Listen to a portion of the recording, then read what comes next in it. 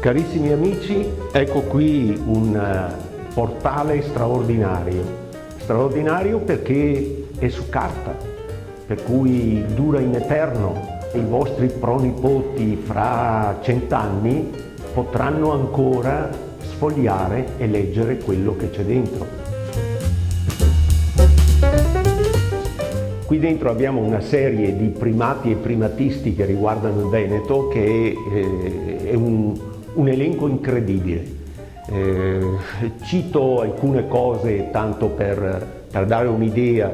Il primo giornale del mondo esce a Venezia nel 1563, viene acquistato con 2 soldi ed è una monetina che dietro ha una piccola gazza e per cui viene chiamato alla fine la Gazzetta, e da qui nasce in tutto il mondo la parola gazzetta, gazzettino, che l'abbiamo anche nei paesi anglosassoni e praticamente in tutto il mondo. Ma non solo questo, la prima invenzione viene tutelata da un brevetto sempre a Venezia nel 1474.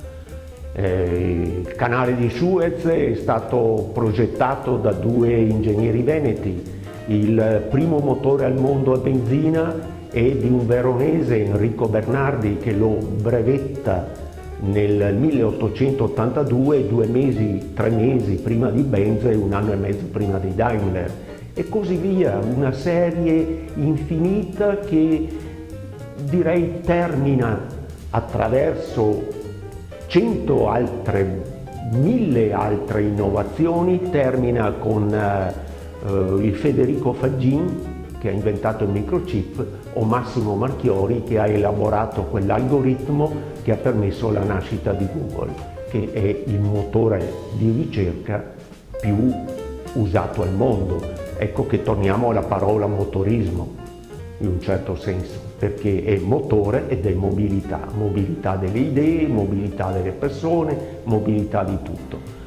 Quello che è dentro qui, in modo naturalmente condensato, è rappresentato anche al Museo dell'Automobile Bonfanti Vimar, nella Galleria del Motorismo, Mobilità e Ingegno Veneto, Giannino Marzotto.